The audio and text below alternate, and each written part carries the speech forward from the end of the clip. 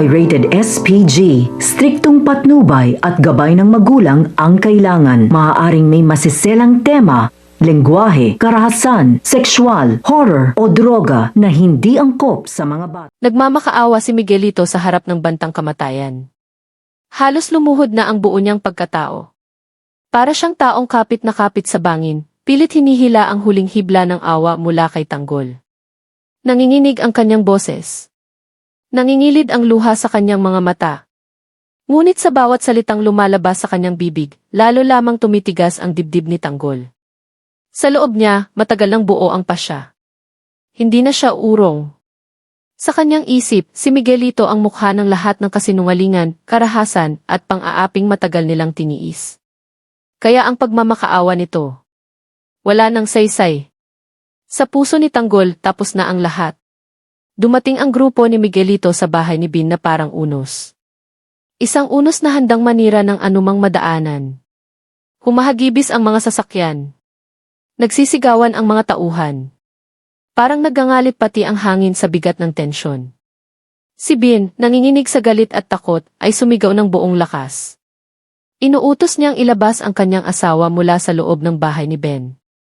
Nanginginig ang kanyang mga kamay. Pero matalim ang kanyang tinig. Tumanggi si Miguelito. Malamig ang kanyang mga mata. Isang utos lamang ang lumabas sa kanyang bibig. Ratratin ang loob ng bahay. Walang awa. Walang alinlangan. Para sa kanya, ito na ang huling yugto ng laban. Sa loob ng bahay, naroon si Tanggol kasama sina Ramon, Thanos, Bulldog, Dulpo at ang iba pa. Tahimik silang kumakain. Piliting ninanakaw ang saglit na kapayapaan sa gitna ng digmaan ng kanilang mga buhay.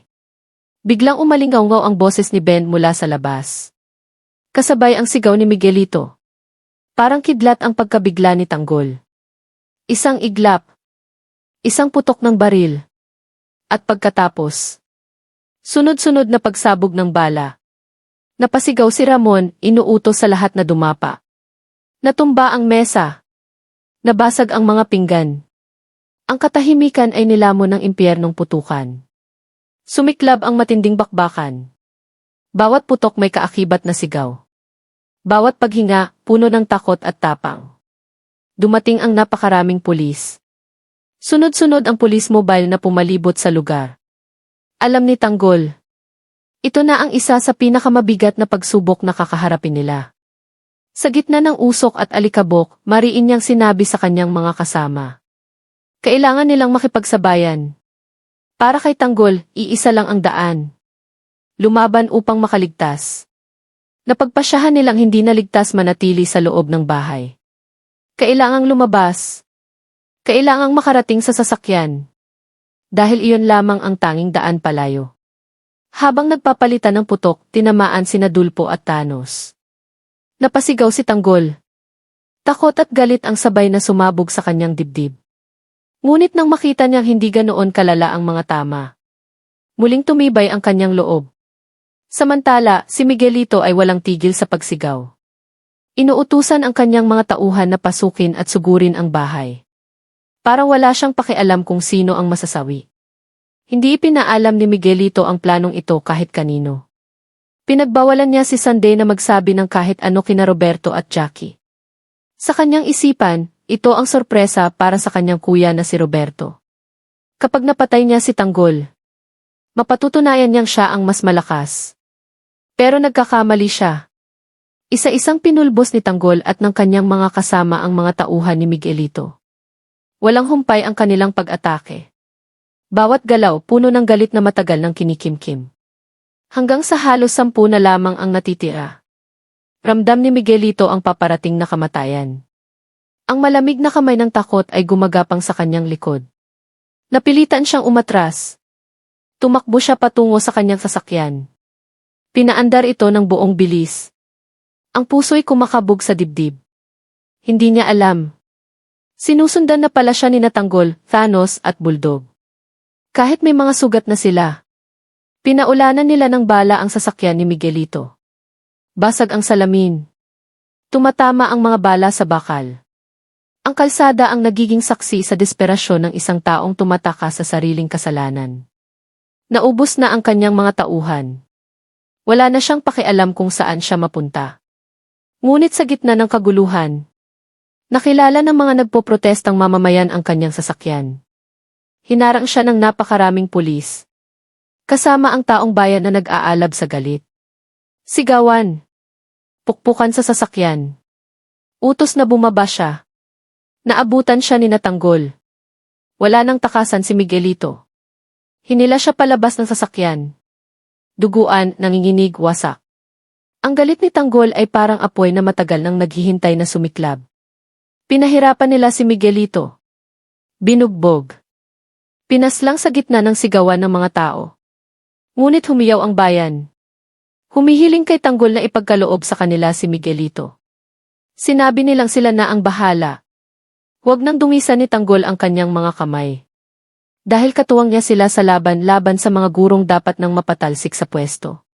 Sa huli, ipinaubaya ni Tanggol si Miguelito sa galit ng taong bayan. Pinagtulungan nila itong durugin. Parang palay na binabayo. Gamit ang anumang mahawakan. Nang matiyak ni Tanggol na wala ng buhay si Miguelito, tinalikuran niya ito. Walang lingon. Kailangan nilang umalis. Pinuntahan nila ang bahay ni Kung Mujica upang gamutin sina Buldog at Dulpo. Nagulat si Kung Mujica sa biglaang pagdating nila. Ngunit pinakalma siya ni Tanggol. Sandali lamang sila roon. Dahil paliit ng paliit ang mundong ginagalawan nila. At delikado ang manatili sa isang lugar. Agad inutusan ni Kung Mujica ang kanyang mga tauhan na gamutin ang mga sugatan. Habang ginagawa iyon, napag-usapan ang mga susunod na hakbang. Inutusan ni Tanggol si Umay na puntahan si Commissioner Medina. Alamin kung handa na ba itong umupo sa pwesto. Malinaw ang hangarin ni Tanggol. Mapatalsik ang mga gurong matagal nang nagpapahirap sa bayan. Sa kanyang isipan, ang susunod na target ay si Deba. At balak niya itong pahirapan. Bilang kabayaran sa mga kasalanan nito. Hindi pa dumarating sina Marites, Attending, at Roda mula sa bahay ni Roar de Magiba. Pagdating ni Marites, ikinuwento niya ang nangyari. Tinutukan siya ng baril ni Rigor. Mabuti na lamang at hindi natuloy ang mas masama. Nag-alab ang galit ni Ramon nang marinig ito. Nangako siyang kapag nakaharap niya si Rigor, sisiguraduhin niyang hindi na ito magkakaroon ng pagkakataong mabuhay. At sa gabing iyon, kahit pansamantalang nagpapahinga sina Tanggol, iisa ang malinaw sa kanilang lahat. Hindi pa tapos ang digmaan. At mas matitinding unos pa ang paparating. Tahimik ang paligid ng bahay ni Kung Mujica. Isang katahimikang hindi payapa, kundi mabigat. Parang hangin bago bumuhos ang malakas na ulan. Nakaupo si Tanggol sa isang sulok. Tahimik. Nakatitig sa sahig. Pero sa loob ng kanyang dibdib, naglalagablab ang digmaan. Naririnig niya ang ungol ni na Buldog at Dulpo habang ginagamot ang kanilang mga sugat. Bawat deing. Parang kutsilyong muling sumusugat sa kanyang konsensya. Hindi sila dapat nasaktan. Ngunit pinili nilang manatili. Pinili nilang lumaban. Lumapit si Ramon. Hindi nagsalita agad. Tinitigan lamang si Tanggol. Parang sinusukat kung hanggang saan pa ang kayang pasanin ng lider nilang unti-unti nang inuubos ng digmaan. Hindi pa tapos to, mahina ngunit mabigat na sabi ni Ramon. Tumango si Tanggol. Hindi na kailangan ng paliwanag. Alam na nila iyon mula pa noong una. Sa kabilang silid, naroon si Thanos. Nakaupo sa gilid ng kama. May benda ang balikat. Ngunit mas mabigat ang sugat sa kanyang isipan. Kung hindi tayo gagalaw, bulong niya, uunahin nila tayo. Sumagot si Buldog, kahit may kerot ang bawat salita. Hindi na lang tayo basta nagtatanggol. Panahon na para tayo ang umatake. Narinig iyon ni Tanggol. Dahan-dahan siyang tumayo. At sa sandaling iyon, lahat ay natahimik. Tama na ang pagtatago, mariing sabi ni Tanggol. Hindi na tayo ang hahabulin.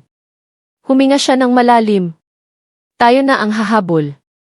Isa-isang nagtaas ng ulo ang kanyang mga kasama. May takot. May pagod. Pero higit sa lahat, may determinasyon.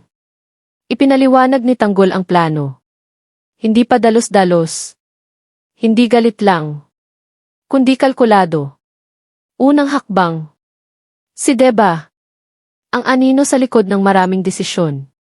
Ang utak ng pananakot, panunuhol at pagwasak sa bayan. Hindi natin siya basta papatayin, sabi ni Tanggol. Paiiralin natin ang takot na siya mismo ang nagtanim. Samantala, sa ibang dako ng lungsod, isang lalaki ang balisa. Si Roberto. Hawak niya ang telepono.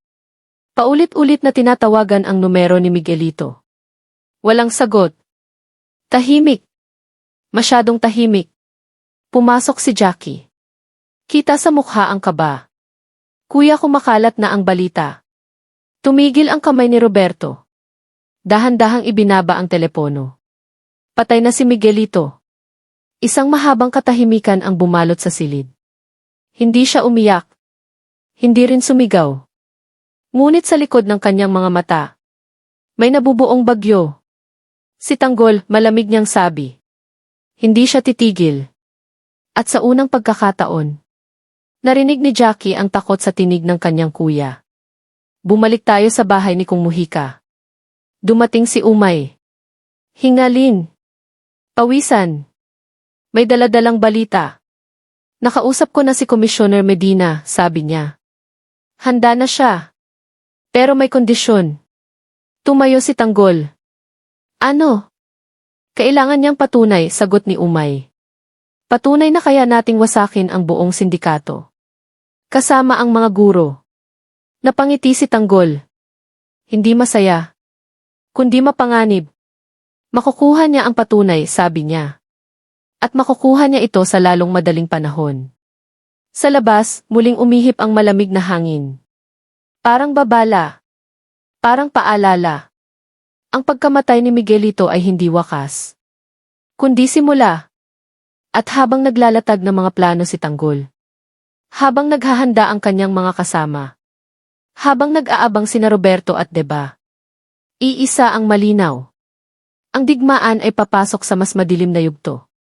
Mas madugo. Mas personal. At sa susunod na hakbang, wala nang makakaiwas.